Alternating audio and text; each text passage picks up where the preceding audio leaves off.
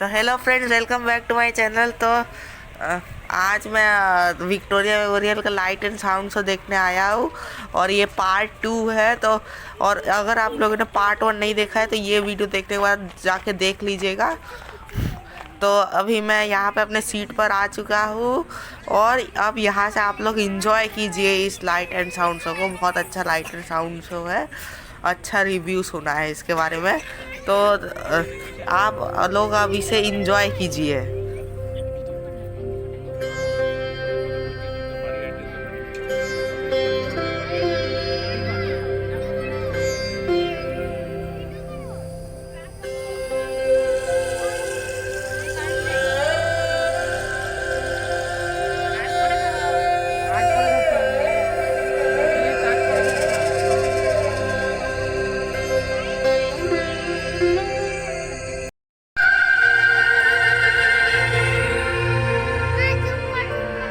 कभी बनता था पटचित्र मेरा, अब बनता है मीम। उम्र है मेरी 300-400 साल और हजारों है थीम। लड़की तो भली है ये, क्यों ना हम ब्लैक एंड व्हाइट के जमाने से शुरू करें। तो फिर मैं वहां से शुरू करूं। 16 जनवरी 1941 की रात एक गाड़ी 38/2 एल्गिन रोड से तेजी से निकलती है और सीधा घुस जाती है बंगालियों के दिल और आत्मा में। नहीं नहीं, नेताजी सुभाष चंद्र बोस तो उससे बहुत पहले से कलकत्ते की आत्मा में बस चुके थे, जब वो 1930 में कलकत्ता के मेयर बने थे। यही नहीं, बतौर कांग्रेस प्रेसिडेंट वे पूरे भारत के दिल और दिमाग में बसते थे और ब्रिटिश सरकार की आंखों में धूल झोंककर 3-4 बार भेस बदल कर बचना, ये तो पूरा थ्रिलर है। नेताजी के बाद ऐसा अमर सुपर हीरो कलकत्ते को फिर कभी नहीं मिला। जरा सोचो तो, अंग्रेजों के राज में पराधीन देश अंग्रेज टीम को ही हरा देता है और एक ऐसा दल जिसमें सभी भारतीय हैं। कलकत्ते के इतिहास में जगमगा रहा है ये दिन। वाकई, पर उसी साल ही तो भारत की राजधानी कलकत्ता से बदलकर दिल्ली कर दिया गया था। उससे पहले 139 सालों तक मैं ही तो राजधानी था, ब्रिटिश भारत का मोस्ट इंपॉर्टेंट शहर। ओहो, तो इसमें दुखी होने की क्या बात है। उन दिनों कलकत्ते में स्वाधीनता आंदोलन की एक ऐसी लहर थी जो अंग्रेजों से संभाले नहीं संभल रही थी। तभी उन्होंने 1905 में तय किया कि बंगाल को 2 भागों में बांट दिया जाए। लॉर्ड कर्जन ने एक चिट्ठी में लिखा था, कलकत्ता षड्यंत्र का एक महाकेंद्र बन गया है, इसे इस सिंहासन से हटाना ही पड़ेगा। अरे याद नहीं, सुरेंद्रनाथ बैनर्जी के नेतृत्व में राष्ट्रवादी इंडियन एसोसिएशन यहीं पर तो बनी थी। फिर यहीं गठित हुई ऑल इंडिया नेशनल कॉन्फ्रेंस, जिससे आगे चलकर कांग्रेस का जन्म हुआ। तभी तो अंग्रेज सुरेंद्रनाथ को सरेंडर नॉट बुलाते थे और इसी पुरजोर विरोध के चलते ही तो अंग्रेज बंगाल के टुकड़े करने में असफल रहे। हाँ, तभी तो 6 साल बाद गुस्से में आकर राजधानी को ही बदल डाला। पता है इससे क्या साबित होता है? कि तुम एक बहुत ही प्रभावशाली शहर हो, अन्याय के खिलाफ आवाज उठाने वाला शहर।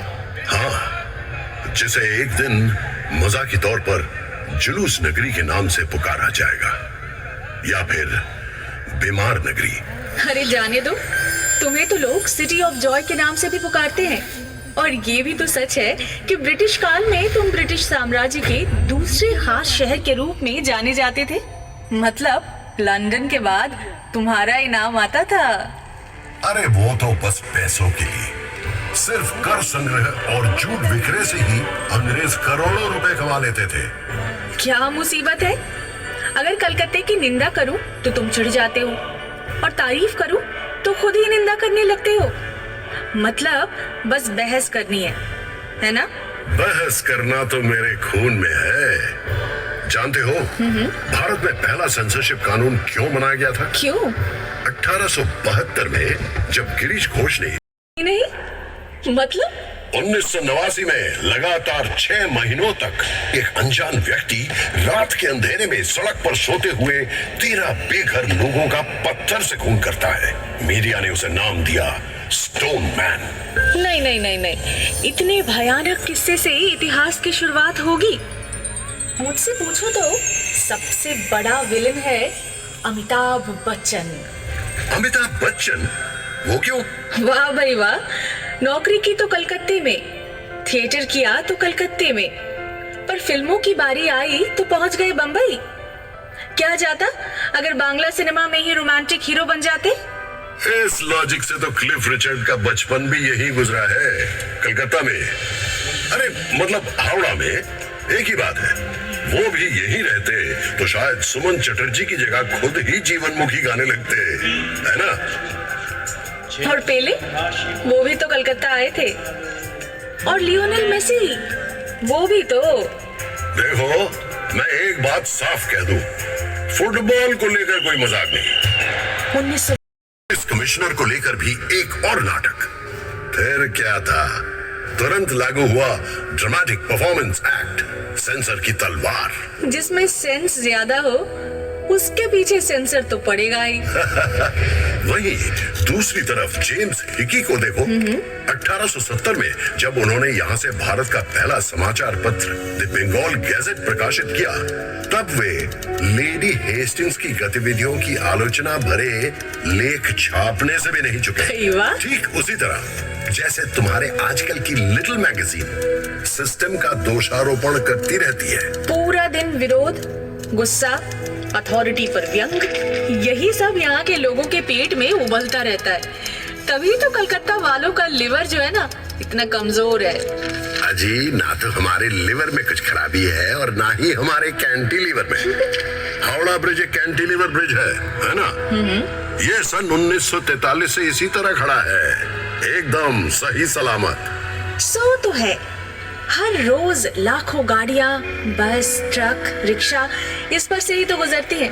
फिर भी ये टस से मस नहीं हुआ। और सबसे हैरान करने वाली बात ये है कि इस पूरे ब्रिज में एक भी स्क्रू यानी पेंच नहीं है। इसीलिए तो जिन लोगों के दिमाग का स्क्रू ढीला है वे अक्सर हावड़ा ब्रिज के ऊपर चढ़ जाते हैं। लेकिन वहां से क्या नजारा मिलता होगा, इमेजिन कर सकती हो? मैं इमेजिन नहीं कर सकती। लगभग 100 सालों से विक्टोरिया मेमोरियल की चोटी पर अपने पंख फैलाए खड़ी हूँ मैं। क्या आपको कोई अंदाजा है कि मैं यहाँ से क्या क्या देख सकती हूँ? मैंने प्रेम में डूबी जोड़ियाँ, उनकी नोकझोंक, ये सब देखे हैं। निकम्मे लोगों की भीड़ भी, और अकेडमी ऑफ फाइन आर्ट्स की एक्सपेरिमेंटल पेंटिंग्स भी। एक तरफ रेस कोर्स की घुड़सवारी की दौड़ में बेशुमार पैसे लुटाना, और दूसरी तरफ क्लबों में कोट पैंट पहने कलकतिया बाबुओं का अंग्रेजीपन। व्यूज और न्यूज तुम मुझे सिखाओगे? मैं तो तुम्हारी नस नस से वाकिफ हूँ। सिर्फ वाकिफ ही नहीं, तुम पर मेरी संगत का असर भी दिखता है। कभी तो हवा के झोंके से तुम तेजी से गोल गोल घूमने लगती हो, तो कभी गठिया के दर्द से तुम घूमना ही भूल जाती हो। और ये इमारत जिस पर तुम्हें इतना गर्व है, कभी तो इसे ताजमहल की नकल कहा जाता था। क्या बात करते हो? अरे हाँ, क्या इसे गाय के गोबर से काला नहीं किया गया था ताकि जापानी उस पर बमबारी न कर सके?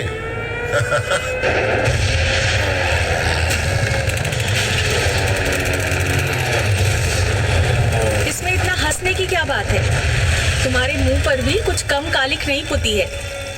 उसी दूसरे विश्व युद्ध के दौरान जब सैकड़ों लोग तुम्हारी सड़कों पर भूखमरी से तड़प कर मर रहे थे, तब कहाँ थी तुम्हारी विरोधी प्रवृत्ति? जब कलकत्ता वासी सड़कों पर उन मरते हुए लोगों को लांघ कर ऑफिस जाते थे, मौज मस्ती करते थे, इन भूख से बिलखते लोगों की आह को दबाने के लिए अपने घरों के दरवाजे बंद कर अफसरों द्वारा रचाई गई थी। स्वयं विंस्टन चर्चिल भी इतने सारे लोगों की मृत्यु की जिम्मेवारी से पल्ला नहीं झाड़ सकते थे। क्या तुम जानते हो इस अकाल के बारे में उन्होंने क्या कहा था? वैसे ही कम खाने वाले बंगालियों की भूख मजबूत यूनानियों की तुलना में कम गंभीर है। इंसान इतना असंवेदनशील कैसे हो सकता है? ये भी मत भूलना, बिजोन भट्टाचार्य द्वारा रचित अद्भुत नाटक नौबान्नो इसी भूखमरी पर आधारित था, और इसका मंचन भी इसी शहर में किया गया था।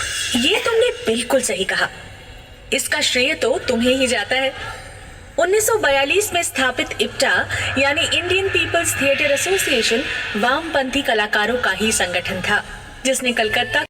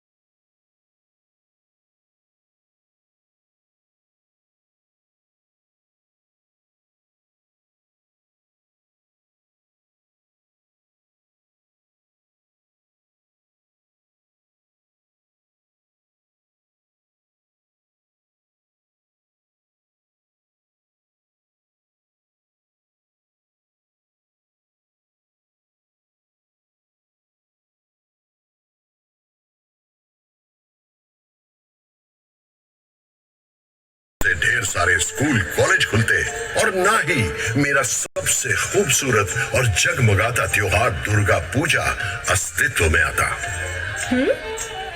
दुर्गा पूजा नहीं होती, मगर क्यों? अरे शोभा बाजार के बाबू नवकृष्ण देव ने ही तो मदरसे बनाने के लिए ढेर सारे रुपए दिए थे, सड़कें बनवाई थी और पूरे देश भर से गायकों संगीतकारों को बुलवाकर बड़े बड़े संगीत सम्मेलन करवाते थे। और उन्होंने न केवल पलासी की लड़ाई में सिराजुद्दौला के खिलाफ साजिश में भाग लिया, बल्कि अंग्रेजों की जीत की खुशी में एक शानदार दुर्गा पूजा का भी आयोजन किया था। अच्छा? उसी के चलते ही तो हमारे कैलेंडर में अगर 1756 में सिराजुद्दौला अपनी विशाल सेना लेकर मुझ पर आक्रमण न करता,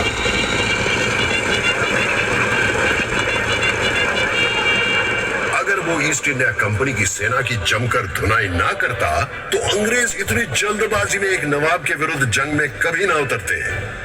जंग में तो वे जरूर उतरते, बस उनके प्रॉपर नाउन सब बदल जाते। और वैसे भी वो इस मुल्क पर कब्जा किए बिना कहां बैठे रहने वाले थे। 24 अगस्त 1690 को मूसलाधार बारिश के बीच कंपनी के एजेंट जॉब चार्नॉक ने जैसे ही अपनी नाव यहाँ बांधी, बस तभी से समय का पहिया घूमा और तुम्हारे इतिहास की शुरुआत हुई। यहाँ मैं तुमसे सहमत नहीं हूँ, एक नहीं दो पहलुओं से। चाणक्य के पहुंचने के बहुत पहले कवि कंकन मुकुंदराम ने मेरे विषय में लिखा था। उससे भी पहले 1495 में कवि विप्रदास पिपिलाई ने अपना मनसा मंगल काव्य में भी मेरा जिक्र किया था। अच्छा? सावर्ण राय चौधरी के परिवार अंग्रेजों के आने के पहले से ही कलकत्ता में जमींदार थे। भाई वाह! मेरे इतिहास की शुरुआत तो बहुत पहले से हुई थी। और ना ही तुम ये कह सकती हो कि चाणक्य के आगमन के साथ साथ चीजें भी बदतर हो गई। राम मोहन राय ने सतीदाह प्रथा बंद जरूर करवाई थी, लेकिन इतना बड़ा काम क्या वो अकेले कर सकते थे? यदि लॉर्ड बेंटिंक उनकी सहायता ना करते, सो तो ठीक। क्या माइकल मधुसूदन दत्त बंगला काव्य का रुख बदल सकते हैं अगर उन पर मिल्टन का प्रभाव ना पड़ता? क्या बंकिम चंद्र बंगला में पहला उपन्यास लिख पाते अगर उन्होंने वॉल्टर स्कॉट ना पढ़ा होता? बिल्कुल सही। क्या ईश्वर चंद्र विद्यासागर विधवा विवाह का प्रचलन शुरू कर पाते यदि उन्हें अंग्रेजों का सहयोग नहीं मिलता? कि क्या अनाप शनाप बोले जा रहे हो? तुम कैसे भूल गए कि शहीद खुदीराम बोस के पार्थिव शरीर पर फूलों की वर्षा करने के लिए हजारों लोगों ने तुम्हारी सड़कों पर लाइन लगाई थी। तुम्हारे राइटर्स बिल्डिंग के अत्याचारी ब्रिटिश अफसर को गोली मारने के बाद विनय बादल दिनेश ने आत्महत्या की थी। और हाँ, तुम्हारे एक प्रसिद्ध बैरिस्टर चित्तरंजन दास, वही जिनके कपड़े पेरिस से धुलकर आते थे, उन्होंने भी तो अपने सारे यूरोपियन कपड़ों को जलाकर खादी पहनना शुरू कर दिया था। और जिस व्यक्ति को उन्होंने अलीपुर बमबारी मामले में बाइज्जत बरी करवाया था, वो कोई और नहीं बल्कि poet of patriotism Aurobindo Ghosh थे। अरे तुम तो वो शहर हो जहां क्रांतिकारी संगठन अनुशीलन समिति का गठन हुआ था।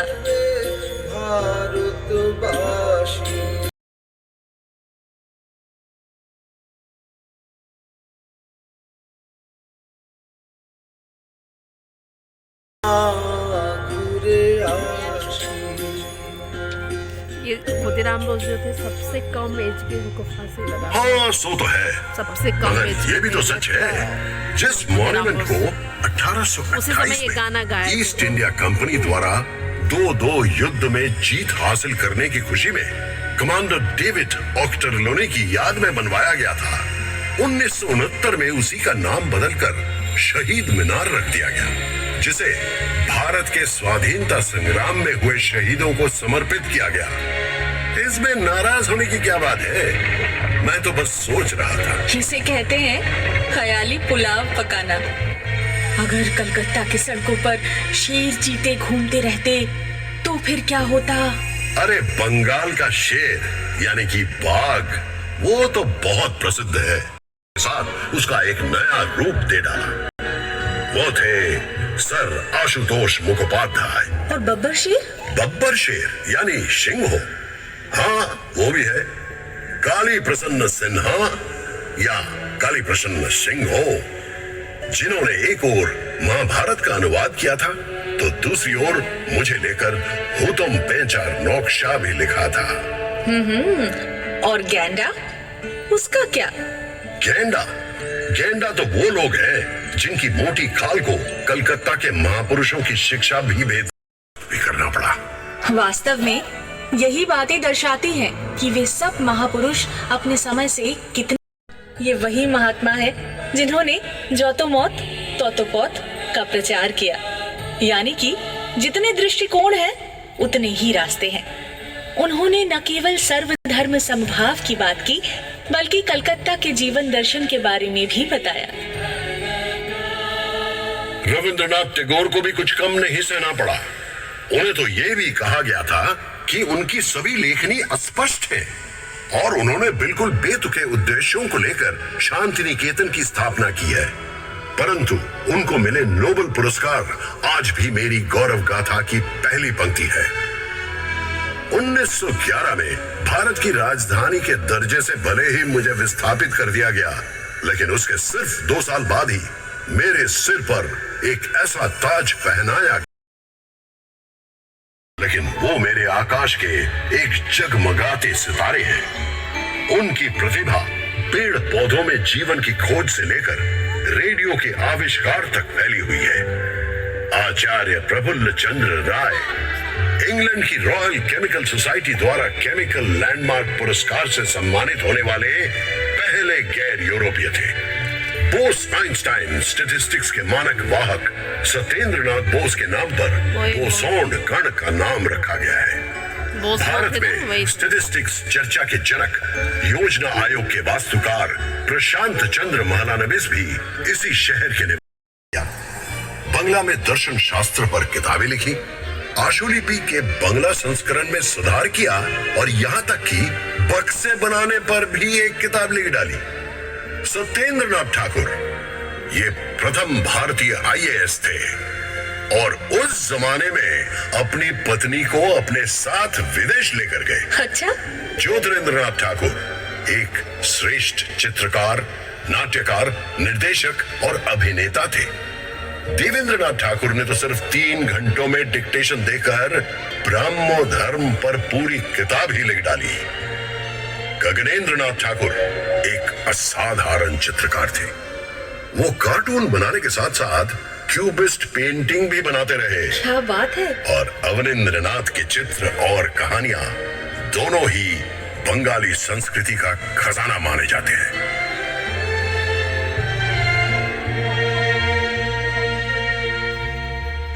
मैं तो रॉय परिवार से भी बहुत प्रभावित हूँ। उपेंद्र किशोर रॉय चौधरी एक ओर वायलिन बजा रहे थे और दूसरी ओर बांग्ला में बाल साहित्य की रूपरेखा तैयार कर रहे थे। उन्होंने बच्चों के लिए एक पत्रिका प्रकाशित की और उनके आविष्कार ने हाफ टोन प्रिंटिंग में क्रांति ला दी। उनके बेटे सुकुमार राय ने अपने हास्य छंद और गद्य से सभी को चौंका दिया। उनके नॉनसेंस क्लब की बैठकों में प्लेटो से लेकर तुर्गनेव तक सभी पर गंभीर चर्चा होती थी। मुझे तो ऐसा लगता है वे हर सुबह पूर्व और पश्चिम दुनिया की सारी बेहतरीन चीजों को एक गिलास में घोलकर पी जाते थे। सिंथेसिस करने की ये क्षमता तो हमारे अंदर हमेशा से रही है ना? 1835 में पश्चिमी चिकित्सा विज्ञान से स्थानीय लोगों को शिक्षित कर पांचाली के जरिए भारतीय सिनेमा में न्यू वेव शैली की शुरुआत की। वो हमेशा कहते थे कि हॉलीवुड फिल्में देखे बिना वो कभी भी फिल्म निर्माण का अपना व्याकरण नहीं बना सकते थे, जबकि विदेशियों को उनके सिनेमा में हमेशा शुद्ध भारतीयता की ही झलक मिलती थी। ग्रहण करना, आत्मसात करना और अवशोषित करने की ये क्षमता तो मेरी रग रग में दौड़ती है। बिल्कुल सही। सत्यजीत राय ने पूर्व और पश्चिम दोनों को समान रूप से मुग्ध किया है। तभी तो 1992 में उन्हें life time achievement Oscar award से सम्मानित किया गया।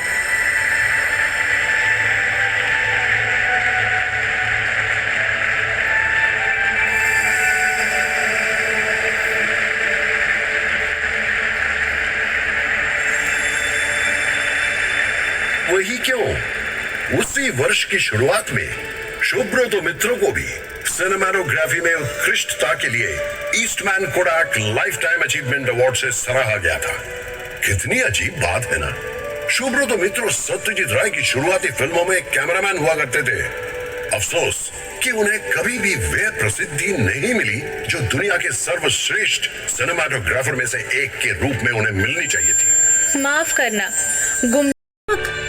जब भी दुनिया आपके शहर के किसी का गुणगान करे, कलकत्ता वासी तुरंत एक दूसरे व्यक्ति को पेश कर देंगे और कहने लगेंगे, भाई इनमें क्या कमी है, इन्हें इनका हक क्यों नहीं मिला? क्यों नहीं, कलकत्ता के लोग विजेताओं को लेकर जश्न मनाना भी जानते हैं और साथ साथ जो लोग पीछे छूट गए हैं उनका सम्मान करना भी। हम उन लोगों की उपेक्षा नहीं करते जिन्होंने पुरस्कार नहीं जीता, जो बिना प्रसिद्धि के ही चले गए, क्योंकि हम जानते हैं कि किसी कलाकार या विचारक का मूल्यांकन कैसे किया जाता है ये देखकर कि उन्होंने कितना पुरस्कार एकत्रित किया है, ना कि ये समझकर कि उन्होंने कितना सोना बटोरा है। इसीलिए जब तक रविंद्रनाथ याद रहेंगे तब तक जीवनानंद दास भी, जब तक सत्यजीत राय तब तक ऋतिक घटक भी, जब तक शंभु मित्रो तब तक बादल सरकार भी, जब तक सुनील गंगोपाध्याय तब तक कोमल कुमार मुजुमदार भी। जिस प्रकार हम पंकज राय को सर माथे पर रखेंगे उसी प्रकार शूटे बैनर्जी को भी। जैसे हेमंतो, मान्ना, सुंधा इनको सिंहासन पर बैठाएंगे, वैसे ही सुचित्रा मित्रो, कोनिका बंदोपाध्याय को भी सलामी देंगे और साथ ही निर्मला मिश्रो, प्रतिमा बंदोपाध्याय को भी, और निखिल बैनर्जी के सितार वादन में कहीं खो जाएंगे। ये कोई सनक नहीं, इसे कहते हैं गहरी अंतर्दृष्टि, समझे?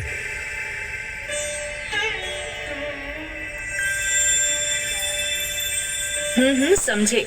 लेकिन कृपया मुझे ये बताइए कि ये केवल जाने माने लोगों पर ही क्यों लागू होता है?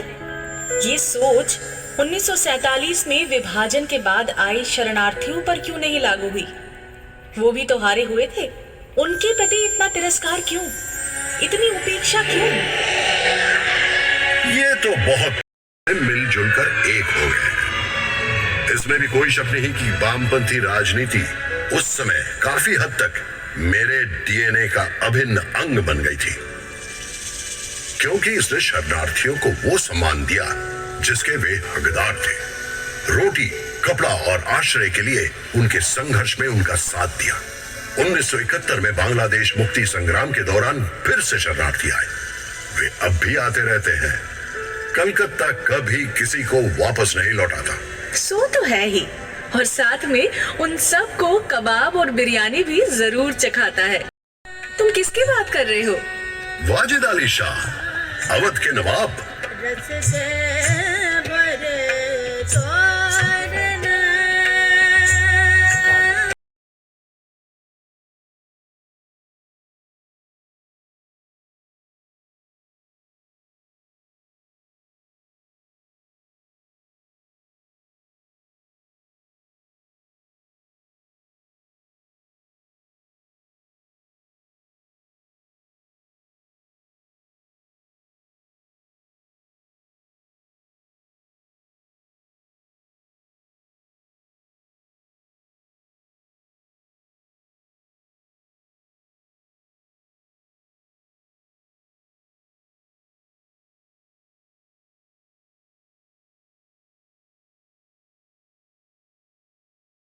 जब रविशंकर और अल्लाह रखा मिलकर अविश्वसनीय संगीत रचना करते हैं, जब वीरेंद्र कृष्ण भद्र का महिषासुर मर्दिनी कानों में बजने लगता है मुस्लिम कलाकारों का अलौकिक वादन के साथ, क्या तब उसी जादुई जज्बे का आभास नहीं होता?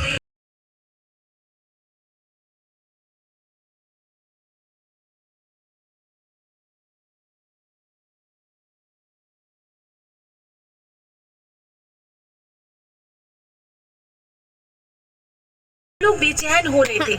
अचानक सबको एक आवाज सुनाई देती है, हियर आई एम। सब लोग आश्चर्यचकित होकर देखते हैं तो वो मंच पर खड़े हैं और कह रहे हैं कि मैं तो सही समय पर ही पहुंचा हूँ। आप लोग अपनी अपनी घड़ी जरा देखिए।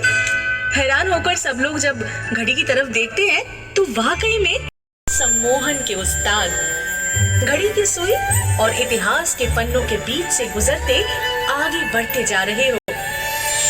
कभी लोग तुम्हारी पूजा करते हैं तो कभी तुम पर व्यंग कसते हैं, पर इन सब के बीच तुम अपनी झिलमिलाती मुस्कान को बरकरार रखते हुए घोषणा करते हो, हियर आई एम।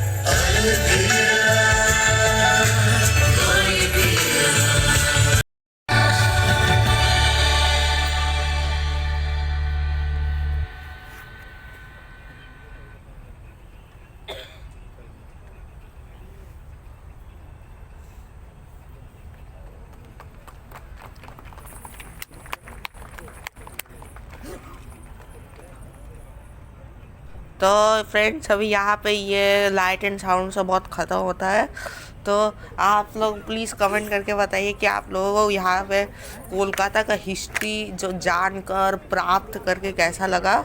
वो आप लोग अपना एक्सपीरियंस कमेंट में लिखिए, और मेरे तरफ से ये लाइट्स हाईली रिकमेंडेड है। तो अभी मैं आ गया हूँ विक्टोरिया मेमोरियल से घूम के, लाइट एंड साउंड से देख के बहुत मज़ा आया। तो अभी मैं डिनर करने जा रहा हूँ। हम लोगों ने जोमेटो से डिनर मंगा लिया है, तो अभी मैं आपको डिनर भी दिखाता हूँ।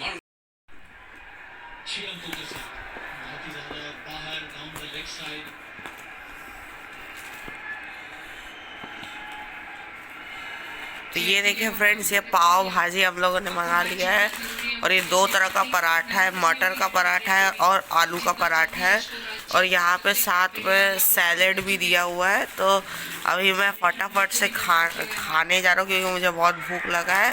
तो आप लोग फ्रेंड्स, तो इसी के साथ मैं इस ब्लॉग को एंड करता हूँ। तो बाय बाय।